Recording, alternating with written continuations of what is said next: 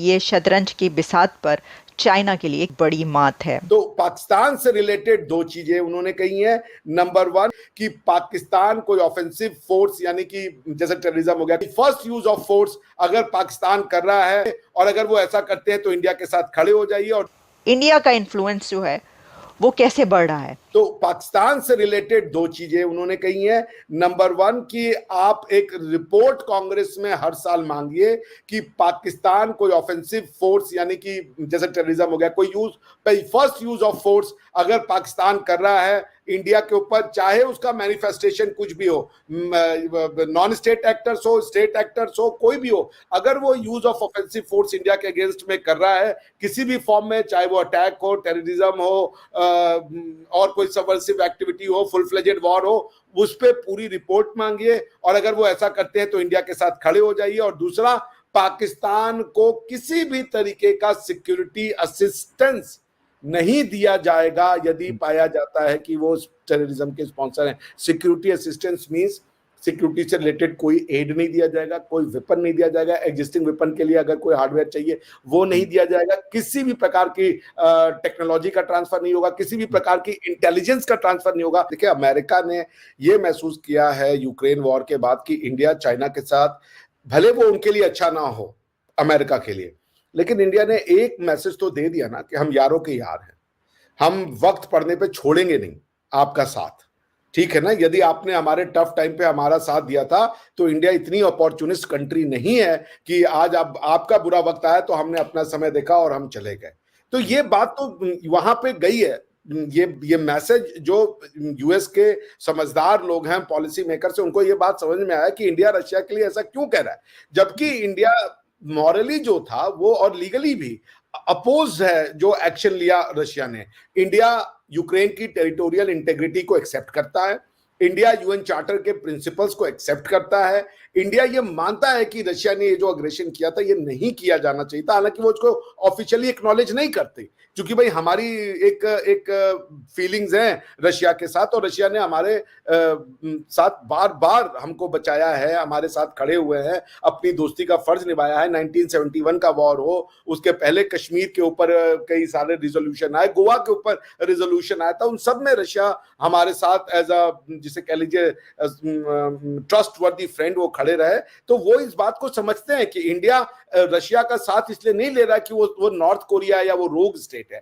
India Russia का साथ इसलिए दे रहा है क्योंकि ये फ्रेंडशिप की बात है, ये बात ट्रस्ट की है कि आज आपको फकर भाई जरूरत हो और मैं मुंह मोड़ लूं तो आप कहोगे यार जब तक तो मैं आपके साथ था तब तक तो अच्छे दिनों में आप खड़े रहे, आज जब मैंने टफ टाइम आया तो आपने जो है वो दिखा दिया, बोले नहीं नहीं भाई हम ये नहीं करेंगे। ऐसे नहीं होती फ्रेंडशिप। मुझे जो प्रधानमंत्री मोदी में और बाकी जो लीडर्स के स्टेटमेंट है उनमें मैं एक अंतर करता हूं, मैं उसमें एक फर्क देखता हूं।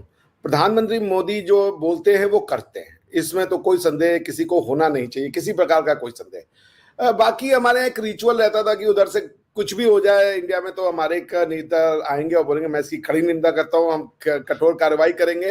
तो कड़ी निंदा से कठोर कार्रवाई के बाद वो काम वही खत्म हो जाता था, बयान आ गया, बाकी सब अपने अपने घर चले गए। बट मोदी जी के ऐसा नहीं कहा जा सकता। The man means the word. So वो अगर उन्होंने कहा, उनकी बात में ना एक उनके बात में रिजॉल्व था जब उन्होंने कहा कि हम ये आतंक के आका मुझे यहां से सुन लें कि हम आपको नेस्तनाबूद कर देंगे और आपके जो मंसूबे हैं वो कभी सफल नहीं हो सकते। तो I think he meant the business, I think he has a long term plan. उन्होंने ऐसे नहीं बोला, उन्होंने ये इंश्योर किया कि सुने इसको लोग और इसको हाईलाइट करें उस स्पीच के उस पार्ट को। बाकी उन्होंने बहुत कुछ बोला लेकिन ये उन्होंने एम्फेसाइज करके बोला कि जो आप मुझे सुन रहे हैं ये 4 सेंटेंस सुन लीजिए कि there is something coming up, और अगर आप में दम है तो प्रिपेयर कर लीजिए जो एक्शन आपके अगेंस्ट में होगा। ये जो आप आतंक को यूज कर रहे हैं as a state policy India को डिस्टेबलाइज करने के लिए, और आतंक को आपने इंस्ट्रूमेंट ऑफ फॉरेन पॉलिसी बना रखा है, ये अब ज्यादा दिन चलेगा नहीं। अब इसका रोड मैप क्या होगा, ये एक्शन कैसे होगा, ये तो मोदी जी जाने और उनके जो हाई एंड ऑफिसर्स हैं वो जाने, हमारे आपके पे चेक के बाहर का वो क्वेश्चन है। लेकिन मुझे एक गट फीलिंग हुई बिकॉज वो जब मैंने सुना और जो उनका फेस का एक्सप्रेशन था was not light. He had, मतलब जिसे कहते हैं ना, एक स्टर्न चेहरा हो गया, एकदम कड़क हो गया चेहरा, और उन्होंने कहा कि इसको हम हरा के रहेंगे और इसको हम सबक सिखा के रहेंगे। देखिए, आतंकवाद को हराना बहुत मुश्किल नहीं होता। आतंकवाद के लिए 4 चीजें चाहिए होती है। Number 1 ideology, number 2 finance, number 3 लोग, और नंबर 4 आपको वेपन। तो आप अगर इन चारों पे काबू पा लोगे तो आपको बहुत आसानी से ये आतंकवाद का फिनोमिना है उसको आप रिस्ट्रिक्ट कर सकते हो, कंट्रोल कर सकते हो। तो बॉटम लाइन ये है कि ये जो वो स्टेटमेंट दे रहे हैं, उस स्टेटमेंट को उसी उसी नजर से समझा जाना चाहिए। ओके और, और बस मतलब यही है कि राइट। हाँ, कोई ऐसी चीज हो सकती है अगर उनको नजर आता है, क्योंकि उनके होते हुए हमने बालाकोट स्ट्राइक को देखा है, तो शायद ये एक वजह माइट भी पॉसिबल कि हो सकती है, जो डॉक्टर साहब भी बता रहे हैं या बाकी लोग भी। लेकिन खैर, पाकिस्तान फॉरेन ऑफिस ने भी बयान दिया, और इस वक्त prime minister of India Narendra Modi साहब ने भी बयान दिया है। आगे जो कुछ होगा तो दोनों कंट्रीज की फोर्सेस मौजूद है, फिर देखते हैं कि क्या होता है। ऑलरेडी हमने कहा कि क्योंकि कारगिल के हवाले से ये तकरीब थी जहाँ पे ये बात प्राइम मिनिस्टर मोदी साहब ने वहां पे की है। अच्छा डॉक्टर साहब, थोड़ा सा आते हैं, जब ये सारी चीजें हुई तो मैंने उसके बाद दोबारा एक दफा सारी नजर दौड़ाई हिस्ट्री में कि 1947 से लेकर आज तक उनको इस सफर में उन्होंने क्या क्या किया। तो मुझे उनके कई डिसीजन जो आज तक मैं खुद क्रिटिसाइज करता रहा हूं, उनका रशिया की तरफ झुकाव, उनका इंपोर्ट बिल्कुल बैन होना, मैं खुद उनकी एम्बेसडर गाड़ियों के मजाक उड़ाता था माजी में, लेकिन आज जब मैंने उनका एंड प्रोडक्ट देख रहा हूं तो मुझे हर चीज अच्छी नजर आ रही है। आज उनके जो मैंने बिलखसूस पिछले 20 सालों के नरसिम्हा राव, वाजपेयी, अडवाणी, और जब उनकी मैंने, और डॉक्टर मनमोहन सिंह बिलखसूस, जब उनको फाइनेंस मिनिस्टर बनाया गया तो उनकी सिर्फ एक ही शर्त थी कि मेरे काम में मुझे फुल हैंड मिलना चाहिए और मेरे काम में कोई इंटरफेरेंस ना हो। और जिस तरीके से उन्होंने भारत के लिए सारा कुछ किया है, आज उसके एंड प्रोडक्ट सामने नजर आ रही। जो आपने बात की है इसके बारे में मैं इसमें पहले 2 मिसालें देना चाहूंगा।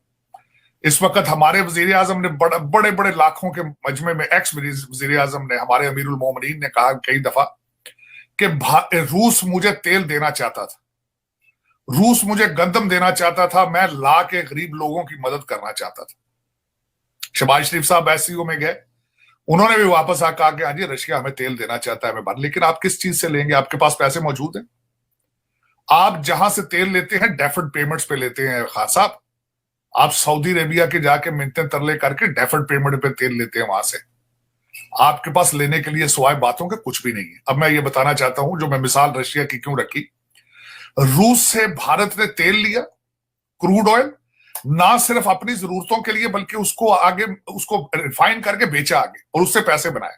अमेरिकी पार्लियामेंट में एक बिल मूव किया गया जिसमें ये बोला गया कि पाकिस्तान को हर तरह की असिस्टेंस देना बंद कर देना चाहिए, और अगर पाकिस्तान टेररिज्म करता है भारत के खिलाफ और नॉन स्टेट एक्टर्स को यूज़ करता है तो पाकिस्तान के ऊपर भी प्रेशर बनाना चाहिए, और पाकिस्तान के अपोजिट इंडिया के साथ अमेरिका को खड़ा होना चाहिए, और साथ ही साथ चाइना के केस में भी यही करना चाहिए। अमेरिका को भारत के साथ इंडो पैसिफिक में बढ़ चढ़कर हिस्सा लेना चाहिए, और चाइना को काउंटर करने के लिए इंडिया की हेल्प लेना चाहिए, और इंडिया की हर संभव मदद भी करनी चाहिए।